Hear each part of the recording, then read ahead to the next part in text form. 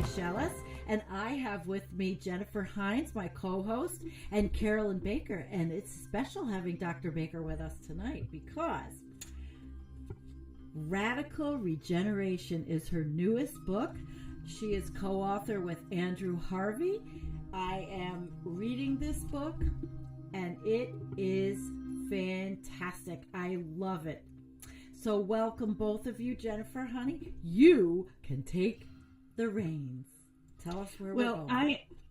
I'm so thrilled to be here with Carolyn and you today. And just on a personal note, I've known Carolyn for about 7 years or so and worked with her extensively over those years. And it's been an amazing experience. Carolyn's a very well-known author, and she's collaborated a lot with Andrew Harvey over the last several years.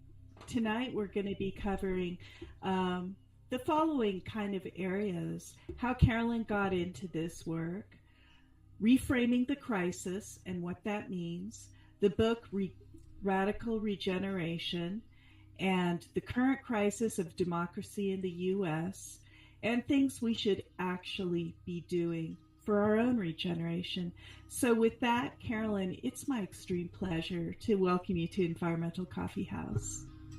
Well, thanks to both of you. I've been looking forward to this for a long time, and I know I'm so just thrilled with the work that you guys have been doing for how many years? I mean, this is like years. Jennifer and I think we've been doing this together since what? The end of 2018? I think so. I believe so. And I met the both of you, and again, we've all three together were in Carolyn's workshop, and it was pretty heavy, and I think it gave me a little bit more of a spiritual kick in the behind that I needed. Carolyn's amazing. Yeah. So are you guys. Well, let's hear about you, though, Carolyn. It's your night. Yeah. Well, I just like to say a little bit about how I got into this work because, back in 2006 or 7, I began to really wake up to collapse. And, at that time, there were all these websites about, how to prepare and, how to prepare in terms of energy and, homesteading and all of these logistical things, which were wonderful. But, I was trained as a therapist originally. So I'm going like, so when all of this happens, what are people going to do emotionally and spiritually? And that's when I started writing books about emotional and spiritual preparation. The first one was Sacred Demise, Walking the Spiritual Path of Industrial Civilization's Collapse. And then I created the Daily News Digest, which I'm in my 14th year of publishing, 7 days a week, unless I'm traveling or ill or it's a national holiday. And this isn't just random news that you can get everywhere, because I direct it to an audience which is collapse aware. And at the end of every edition, there's an inspiration section, so that after you've read all the bad news, you get not only some good news, but some tools for navigating collapse emotionally and spiritually. And then, as I got into all of this, I started coaching people on inner collapse preparation and other issues such as creating community where they are, reinventing their life's work in the face of collapse, dealing with climate grief, working with how collapse is affecting their relationships, and a lot more. And then I began collaborating books with Andrew starting in 2015. And people can read all about my books and my work at my website, carolynbaker.net. An amazing body of work you've done too, Carolyn. I've read several of your books, and the one that really spoke to me was your first one. It was so potent, and that was the one that caused me to reach out and find you. And it was much to my delight that you and I happened to just be in the same town, and that's when I got to know you back in 2013. And that was Sacred Demise. And you've written so many books, but they're so needed. We need support in so many ways. And as you say, you're when you first started writing books, the only things that were out there was really about physical prepping, living in a, weapons silo or something, growing your own food, permaculture, all this stuff. But nobody was writing books about the psychological impact of our crisis. I wouldn't even say our climate crisis, because it's so much more than that, our collapse crisis. And you really started delving into all those books. And this newest one, Radical Regeneration, Birthing the New Human in the Age of Extinction, is a potent jewel. It's not really very long. It's only 183 pages, and it is concise, and it really sums up everything that you've been writing about all these years and more. So how is radical regeneration the next step in your evolution as an author? Well, that's an excellent question. A few years ago, I began reframing the crisis. I call it the global crisis, away from abject doom to a perspective that's firmly planted somewhere in between doom and denial. And I know, and I've experienced, that there's a way to live in these end times beyond both hope and despair, a way that makes room for grief and fear and even anger, but also makes room for joy and delight and beauty and a deep sense of meaning and purpose.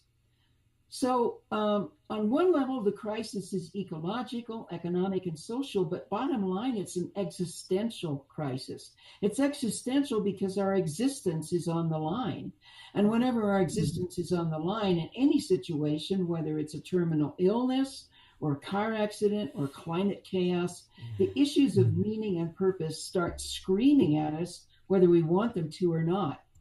And as a 2-time cancer survivor, I know that firsthand.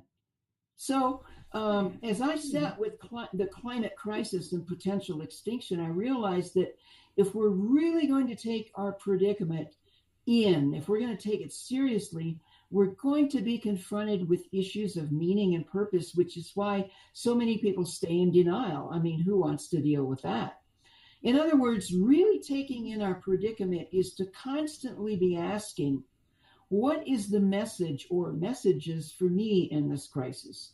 What is it saying to all humanity, and what's it saying to me personally? And what's my role in this crisis, and what is it mine to do? So radical regeneration is kind of like taking all of the work that we've done on collapse and climate change to the next level. And radical regeneration is just that deeper layer of doing the work that we need to do, that this climate crisis, this global crisis, is asking of us. Well, I'd kind of like to acknowledge the journey that happens in radical regeneration.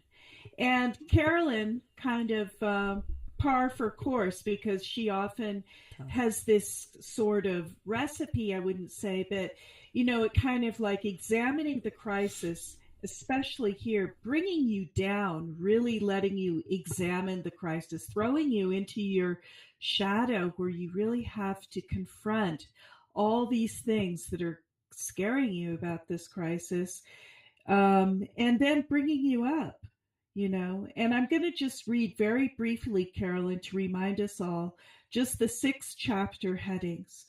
Radically reframing the crisis, stage 1 of the initiatory process, the magnificent vision of possibility, the descent, the apocalypse and the Antichrist, the quantum field and the human mutation, transmutation, the birth of the divine human. So you're really talking about, Carolyn, birthing a whole new type of divine human, getting us to evolve, to embody a higher part of us in order to really adapt to the crisis that we are within. And I was wondering, and last but not least, the nobility of the soul. So those are the 6 areas. And Carolyn, I was wondering, could you take us a little bit through this journey and how we have to kind of go down to go back up again and what's at the other end?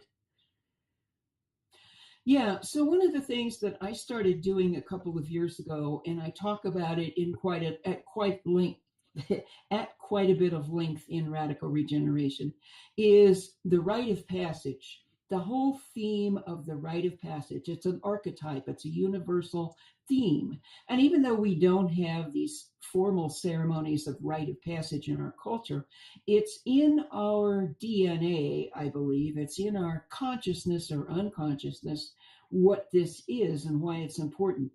So in indigenous cultures, and even some indigenous cultures today, there is this rite of passage that happens with young people around the age of puberty.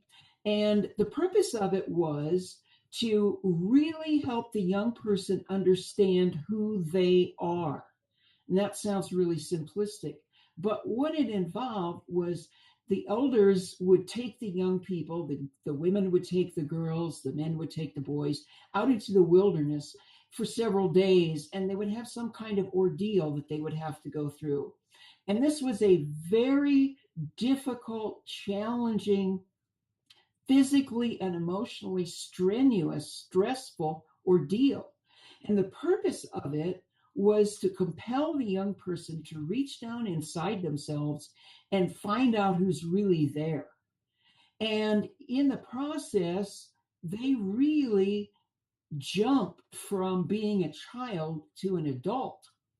Now, you might say, well, why did they have to do that? What's the purpose of it?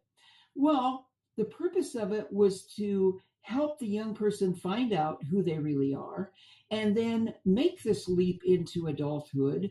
And they would come back into the community, and there'd be these celebrations and dances, maybe for days, celebrating the courage of this young person and what they went through.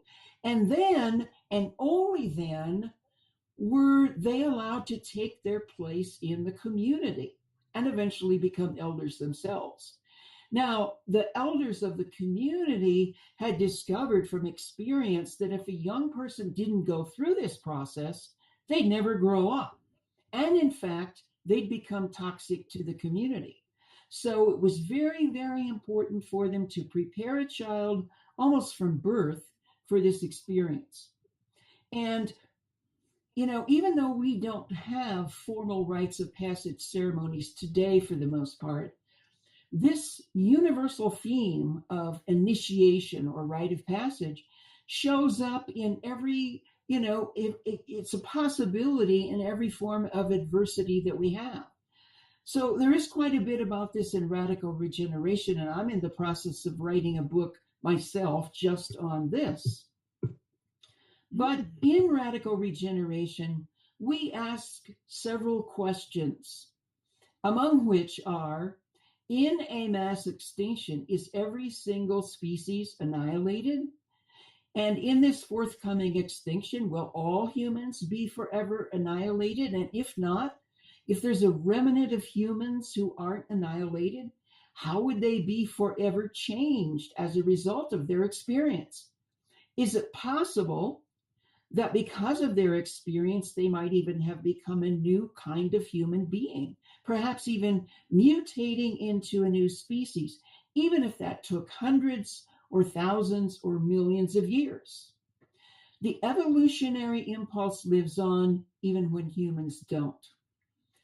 And to just take this a little bit further, I know we already mentioned Paul Levy, whose work we relied on quite a bit in writing this book. Probably many of your listeners are familiar with the term wetiko and his book, Dispelling Wetiko. He wrote another fabulous book called The Quantum Revelation, in which he argues that the most momentous aspect of quantum physics and quantum theory is possibility. The quantum perspective rendered obsolete the whole notion of a purely material universe where intellectual certainty rules. In the pre-quantum world of materialistic certainty, of course, extinction of a particular animal or plant species occurs when there's no more individuals of that species alive anywhere in the world. The species has completely died out. In the quantum possibility universe, extinction could take a different form or even bring about the mutation of an entirely new human species. So the question we really confront our readers with in Radical Regeneration is, do you want to spend the rest of your life arguing for, trying to prove with certainty, and in that sense, serving total extinction? Or might you consider serving the possibility of a new human species by serving the potential evolution of a new human? How would you do this? Well, by committing to your own spiritual evolution and serving the best of humanity in the world. Once again, I come back to the question that I ask in every one of my books. Who do you want to be as systems and ecosystems collapse? And what did you come here to do? These two questions are at the core of answering the existential imperative that is at the heart of our global crisis. And it's at the heart of all indigenous rites of passage. That's what the initiation was about. Who do you want to be, and what did you come here to do? And so I believe that the rite of passage we're now experiencing in this crisis is compelling us all to daily confront these questions. And in fact, that living and working with these two questions is the most important work we can be doing as climate catastrophe and systems collapse intensify. Almost brings tears to my eyes. It's so it's heavy, but it's helping me. You know, these kinds of things, and it's new for me, and they're helping me because for the first time I'm really paying attention to this concept of, you know, not looking at the all or nothing, not thinking it's all shit, even though, you know, on a day-to-day basis how things can be. No, but you know, listening to you though, it's emotional. Thank you. Absolutely. And it's a really profound guide because it takes in it throughout the book. You mention our current health crisis, the coronavirus, right? And it is like using death as an advisor. And I was wondering if you could talk about our current health crisis that we find ourselves in and how your book can help people get their way through that. Great question. Well, number one, it's another rite of passage. And as we all know, it is extremely connected with the climate crisis. You know, pandemics are just the natural result of the destruction of the earth and ecosystems. As you well know, Jennifer, in your research on the Arctic, as the permafrost melts, you know, scientists are discovering hundreds, thousands of viruses that are just laying there. And, you know, we had the virus that did not come from permafrost, but the virus that came from jumping species from animal to human, which was the origin, as far as we know, of the coronavirus. And, you know, the bad news, and I don't like to say this with a lot of frequency, but I personally don't think this is our last pandemic. I think we're going to see more pandemics, and obviously we're seeing the virus mutate because that's what viruses do. And, you know, for all of those folks out there that are thinking, God, I can't wait to get back to normal. Well, you know, I invite you to consider that you may never be able to get back to what you consider normal because, you know, these pandemics are likely to keep circling and recircling as conditions in the ecosystems deteriorate. Absolutely. So, you know, again, this is a huge initiation, and it's a crisis that, again, like all of them, we need to open to. Okay, what's the message here for me? Who do I want to be? Do I want to be a person who's running around saying, oh, this is a hoax, I don't need to wear a mask, I need my freedom, that's more important? Who do I want to be? Do I want to be a person who's respectful of other folks and acting like I'm part of a species instead of it's all about me? And what did I come here to do? How can I serve? How can I support? How can I help? I don't have to be a doctor or a healthcare worker, but there are many things that I can do in the community to make things better as we go through this terrible crisis. Mm-hmm. And we focus a lot on crisis and a lot on shadow and a lot on that. But I want to talk about the other side. What awaits us? What are the possibilities? One of these chapters is called Transmutation, the Birth of the Divine Human. That's very intriguing, Carolyn. Is that really possible? What does that mean, the birth of the divine human? Can we become different than we are today?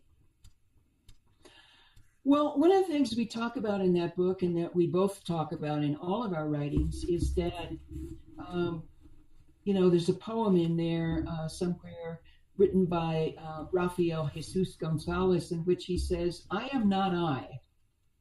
And what does he mean by that? He's talking about two different humans within ourselves. There is our self, our ego that we build because we have to. It's a result of our development, as we grow, as we develop, an ego forms. And thank God an ego forms, because we wouldn't be able to function in the world if we didn't have an ego. But what happens in a culture where there's no spiritual grounding, where there aren't these rites of passage, where there is complete separation and disconnection from nature,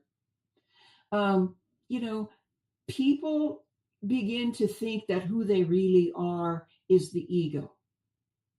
And so in all great spiritual traditions, the main message is you are not your ego. There's something deeper, more profound within you and all around you.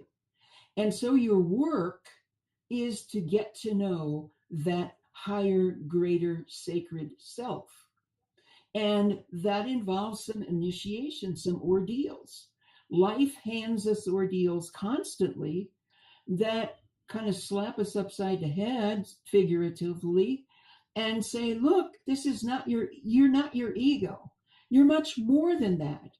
You're a soul. You're a spiritual being. You're a member of the earth community. You're not separate from yourself, from your divine self, from each other, or from nature.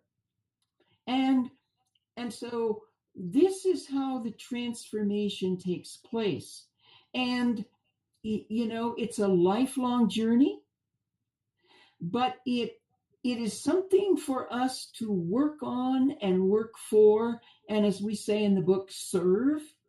I want to serve that transformation in myself so that maybe not in this life, but eventually in my evolution, I can become that divine human as in real life, because that's who I am really in my core, in my essence. Yeah. I think that this conversation wouldn't be complete without acknowledging the huge shift in political leadership that we've just gone through. We've just witnessed the inauguration, Joe Biden and Kamala Harris. And we also just witnessed before that the attempted coup and riot at the Capitol. I mean, we are in a time of huge upheaval here in the United States. And I was wondering if you could address that in terms of radical regeneration and bring your wisdom to it. Well, I'll do my best. At the moment here in the U.S., we're embroiled in a burgeoning civil war. I mean, let's call it what it is. We are in a civil war. And right now, it's not taking the form of actual combat, but it started to do that on January 6th. That was the outbreak of a coup d'etat, and also the beginning of a civil war. And all of that is a glaring symptom of collapse. This is just one more of the many elements of collapsing society. And if you really want to get scientific about collapse and collapsing societies, I really urge you to read Joseph Tainter's The Collapse of Complex Societies, because in a very scientific way, he goes into what happens when societies collapse. And this sort of upheaval and division is another one of many things that happen in collapsing societies. So it's important, though, that we don't simplistically write it off as, well, this is just collapse and nothing more. It's much more complicated than that. That's maybe the view from the ground, but in the view from 35,000 feet, that's not what's happening. On the ground, an authoritarian fascist president and his corporate minions has been preparing to take over and dominate the United States for the past 5 years. But we could even extend that and say for the past 40 years, one political party, the Republican Party, has really sought to get rid of democracy. Since the presidency of Reagan, corporate capitalism has been hell-bent on creating a corporate state. And remember that Mussolini said that the essential definition of fascism is the corporate state. I completely reject the notion that there's absolutely no difference between the two political parties. That's not factually true. And I also believe that collapse is inevitable and unstoppable. And the main concern for me right now is how it's going to play out. I can't control that or even begin to know how it's going to play out. But my main concern is that it play out with the least amount of brutality and suffering as possible. And yes, I mean a kinder, gentler collapse. People who argue that there's no difference between Trump and Biden are throwing the baby out with the bathwater. One president was hell-bent on creating as much brutality and suffering as possible, and another, for now, appears to be trying to massively alleviate suffering. What's also true is that we need to stop writing off our political situation with the cop-out of, well, everything's collapsing anyway. That's the long and very pat view. The short and equally valid perspective that supports a kinder, gentler collapse is to become very proactive in fighting fascism. With Biden's election, what's left of democracy survived for now.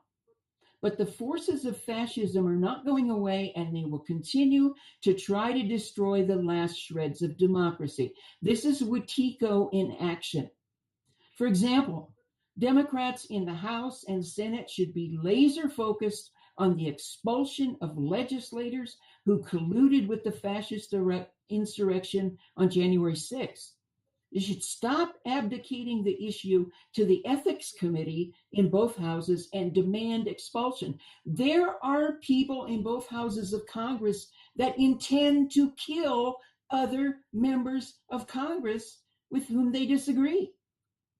So we cannot sweep this under the rug. There has to be accountability. A lot of folks are saying reconciliation and unity and yeah, that's all good, but you have to have justice and truth before you can have healing. Yeah. And get rid of the ugliness. And that's all I've seen is so much ugliness, and it really bothers me a lot, the ugliness out there and just constant fighting. And that's why I found solace in your book as far as I got so far, and it's moved me because of all of this.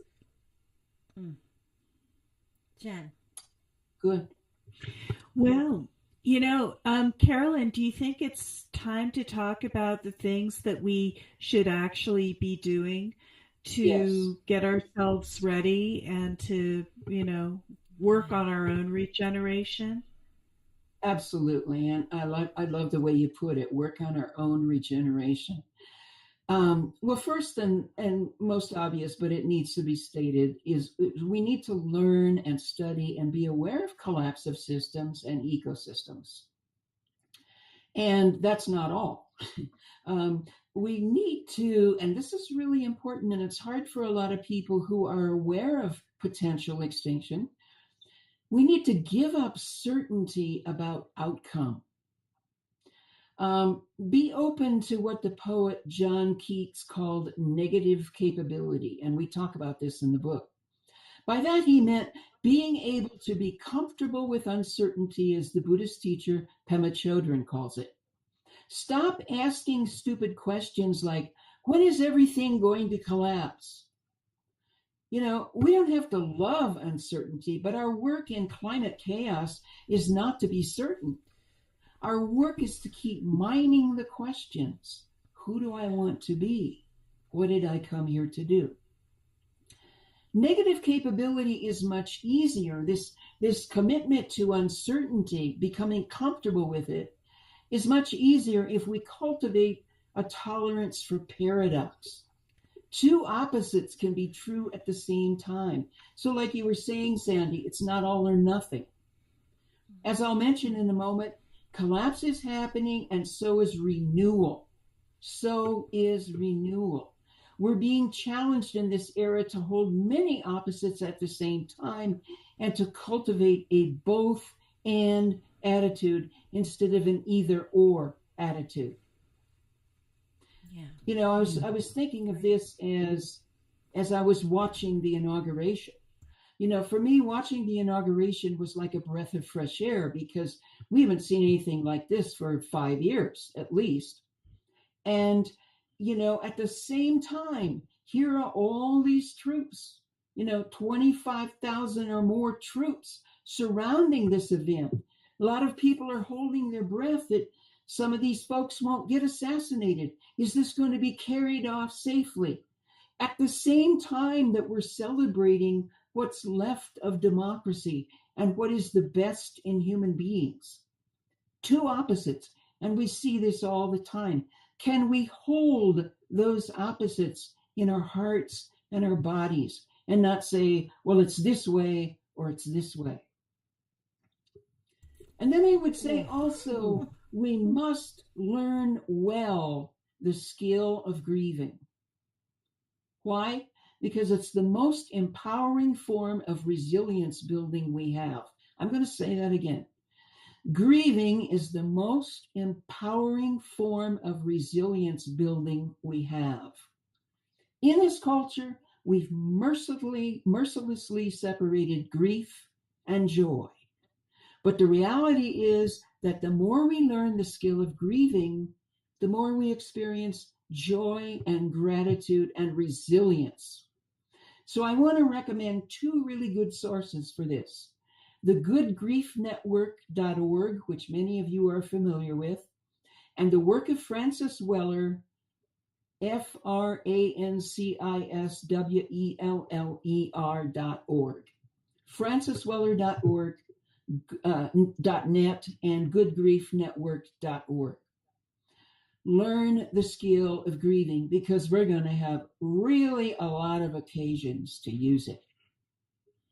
At the same time that you learn about collapse and climate chaos, learn about and take responsibility for your own trauma. Every human on this planet has been colonized and traumatized. So again, those two most important questions. Who do I want to be? Well, I want to be a person who's working on healing their own trauma so that I'm not inflicting it on others. What do I want to do? Serve the living beings of the planet without re-traumatizing them. And embrace some kind of spiritual practice. This has nothing to do with religion. If you're not devoted to something greater than your own rational mind and human ego, you're wasting a very good crisis because you're not opening to the message and meaning of the rite of passage. A spiritual practice helps us to open to our deeper, greater, higher, authentic self, capital S, which remains here and endures eternally, even when our physical life and our planet have vanished. A spiritual practice of one kind or another profoundly helps us answer the questions, who do I want to be? And what did I come here to do? Do something every day that nurtures and supports your own body. Move your body. Cherish your humanness. Spend as much time in nature as possible. Enter nature as you would enter a sacred temple. Go there to learn and worship, not as an expert on climate chaos. And then getting to Sandy's question a moment ago, do something every day that serves other living beings. And don't minimize what you're doing by saying, well, that isn't very much. It won't make any difference. Practice kindness with everyone and everything, especially with assholes. And have your boundaries. Have your boundaries and don't let yourself be abused, but make kindness your first response. And yes, whatever you can do in your community to make it better, kinder, cleaner, and more, to deeply adapt to the situation of climate chaos at the same time that you're trying to mitigate it. Is there anything else you want to say about that, Sandy? Because that's a really important point that you raised. It's actually local because I did the climate mobilization call, and that is Margaret Solomon's right organization, and her book was great too. And I can see the two of what your work does melding with the climate mobilization to give the people that are involved in that group more than just feeling like, well, we're going to try to get something green in or whatever. No, to open them up to experience. And so this has been very, very important for me. Thank you, Carolyn. Yeah, you bet. And, I want to just say that in these ways, we create not passive hope, but active hope. And please let me clarify what I mean by this. Passive hope is hopium because it's a sit on your ass abdication of responsibility. Active hope, which is a term coined by the great Joanna Macy, means taking responsibility to slow down the unraveling and promote earth-based structures as alternatives to business as usual. Active hope also means actively working for a shift in your own consciousness associated with actively growing your awareness of your nature-based interconnectedness with all that is. And while doing all of this, serving all living beings. The final thing I would say about doing is remember that there's an ancient archetypal theme of both collapse and renewal that has endured throughout time. There is no collapse without renewal. And if we're only banging on about collapse and extinction, it's like hopping on one leg instead of walking on 2 feet. We must be as focused on renewal as we are on collapse. And what does renewal look like? Well, it's happening right now. Beauty, truth, wisdom, love. We're being compelled to turn to what matters most to us. Those things remain when industrial civilization is gone. It seems we have to lose everything in order to be thrown back to those. And when we take in the magnitude of the loss we're facing, then the 2 most important questions come up over and over again. Who do I want to be? And what did I come here to do? Climate chaos, climate catastrophe, the collapse of systems are a rite of passage for humanity. Our work is to treat them like guests or intruders or strangers who want to enter our house with something to teach us.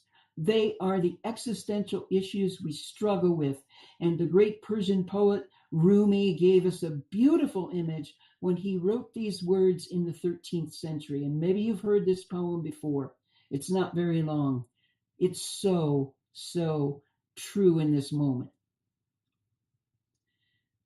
This being human is a guest house.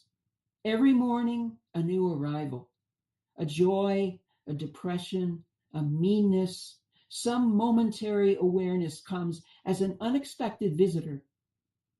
Welcome and entertain them all, even if they are a crowd of sorrows who violently sweep your house empty of its furniture. Still, treat each guest honorably. He may be clearing you out for some new delight. The dark thought, the shame, the malice, meet them at the door laughing and invite them in. Be grateful for whatever comes, because each has been sent as a guide from beyond. Wow.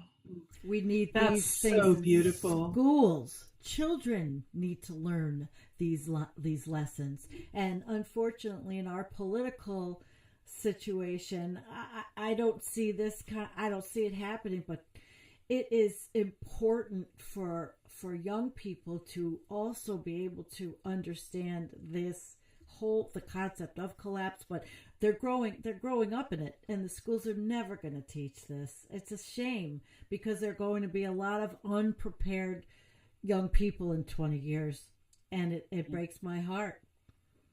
Well, I would certainly call out to parents who are listening.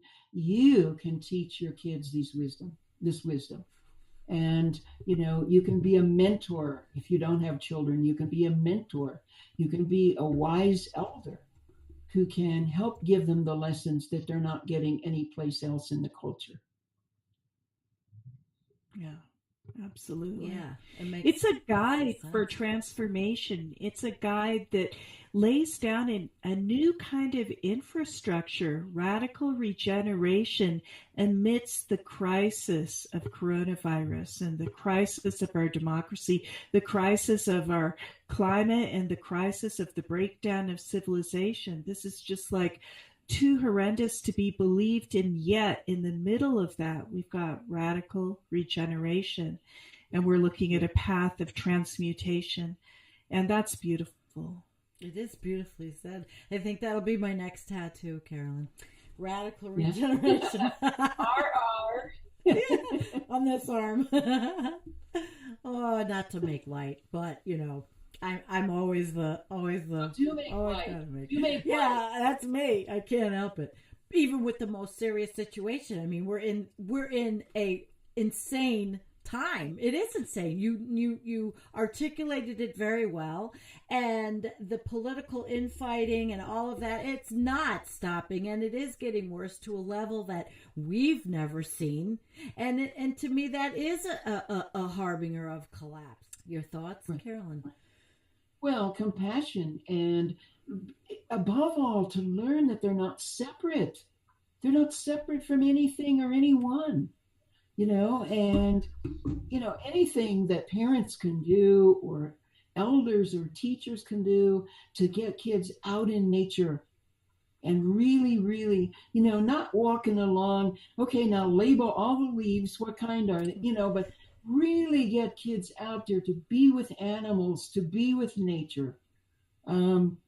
Because if they do it long enough, they will fall in love with nature, and they'll realize they're not separate. And that's how we really teach peace. That's how we really teach getting along with each other and loving each other. Mm-hmm. The gradual awakening to unity that's inherent within our very essence. Absolutely. Yeah. What a beautiful thing, Carolyn. I love this phoenix rising from the ashes, because that's what we have to be. We have to be phoenixes rising from the ashes of destruction. And there are going to be lots of ashes. There already are. There already are. So I thought we might conclude tonight's conversation with two pieces from Radical Regeneration. I have in the beginning of the book a poem I wrote called COVID's Implacable Errand. And then following that is Andrew Harvey's prayer to the goddess Kali. And so I'd like to read the poem first, and then Jennifer will finish up with reading the prayer. So this is COVID's Implacable Errand. I don't care if you're bored and have cabin fever. I don't care that you need a haircut. I don't care that you want to jump into a swimming pool with 100 other bored souls and bodies on the first day of summer. I don't care that you don't like standing in lines or navigating the arrows in the aisles of the supermarket. I don't care that you haven't had your nails done in 3 months and think you have a right to riot in the streets. I don't care because I'm coming for you no matter what. I will stop at nothing to get your attention and pry you from your soul-murdering, earth-annihilating narcissism. I'm coming for your entitlement and your portfolio and your dinner reservations. Tell me about the discomfort of wearing a mask when you're choking on a ventilator.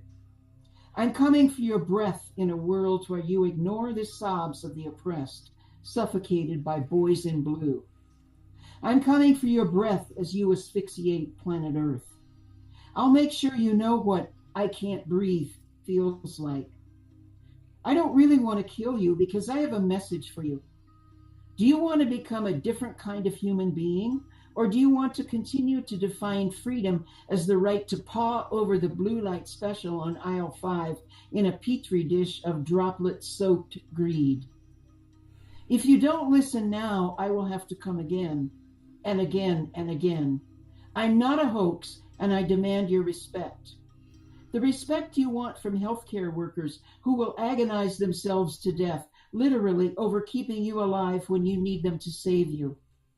The respect you won't give the migrant workers who pick and prepare your food, and others standing now in pools of blood and excrement in countless meatpacking plants.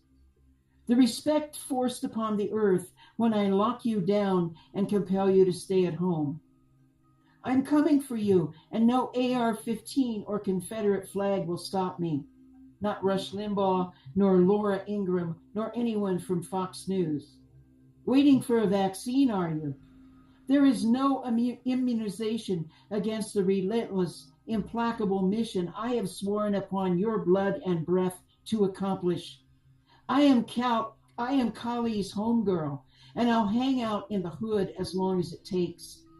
I will stop at nothing until you realize who you are, who we are, and whose ground you mindlessly walk on today. Jacob would not let go until I blessed him. You must not let go until you awaken to your divine humanity.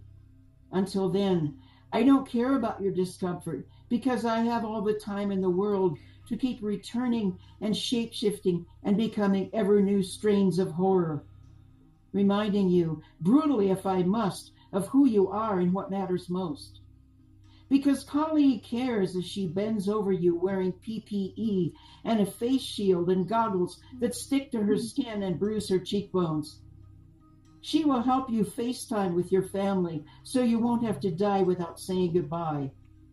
I'm coming for you as everything around you collapses and you have nothing left but to fall into her arms and soak her breasts with your grief and despair. Never mind the necklace of skulls she wears around her neck. Give your uninhabited life to become one of them. Wow. Powerful. And of course, Kali is the goddess of death and regeneration, transformation, which is just so perfect for this time that we're in. I also have something to read about Kali. This is written by Andrew Harvey, Andrew's prayer to Kali. Your hurricane has come, terrible and golden one. It is here, and it will not relent until the old is annihilated and the new, the utterly, unfathomably new arises in those of us who remain on earth, burnt clean of our last trance.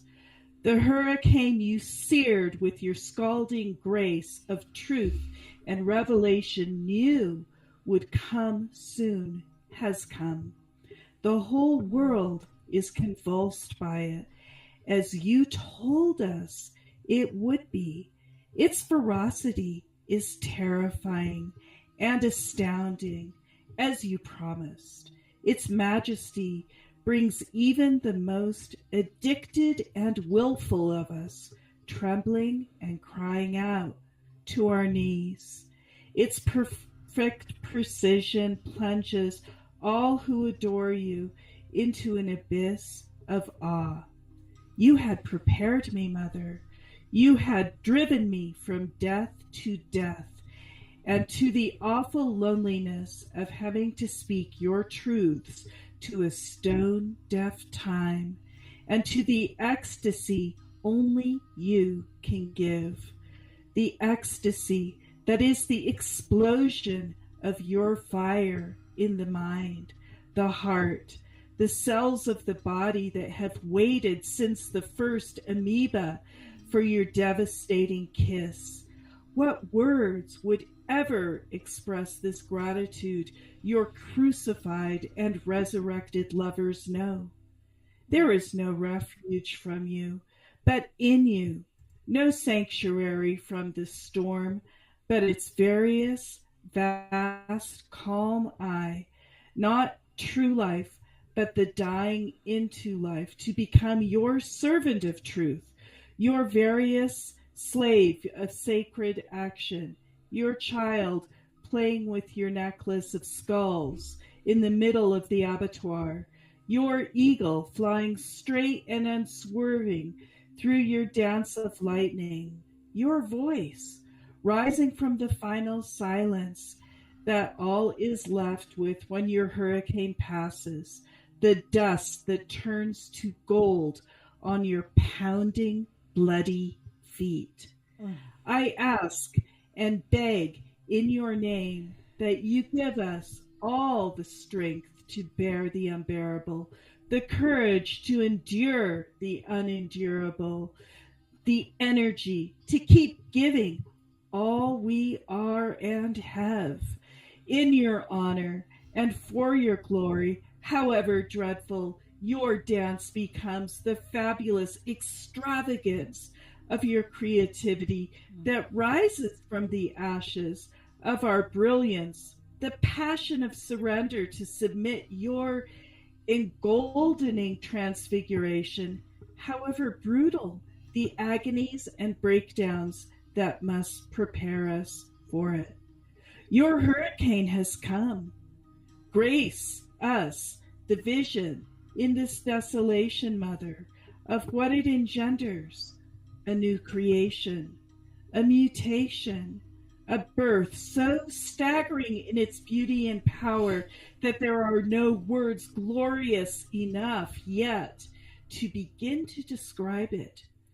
For what are words to your word? And what are the dreams of even the most illumined of your servants to the dreams you will make real? If enough of us go on giving everything, and more than everything, and more than everything to realize it. That's pretty heavy. This book is heavy, but not in a way that it's in a way that it's going to open you up, as all Carolyn's books do. Jennifer, that was beautifully read. Carolyn, that was beautifully read and written. And it's just, but those are just pieces. This book covers so much, actually, current events and just a lot of things. Carolyn, what would you like to say for our closing repertoire here? Well, the book and the intention of my work is, yes, to open us up and then to heal. Because what's the point of opening up if there's no healing? So we open up, we heal, and then from there we recover, we regenerate, and we go out and we serve all living beings. Yeah. Well, it's a profound book for a profound time for all of us to get in touch with our inner phoenix so we can rise from the ashes. I really enjoyed this. Thank you, Carolyn. Is there anything you'd like you. to tell everybody in closing? Yeah, be safe and do the inner work as well as the outer work and help each other.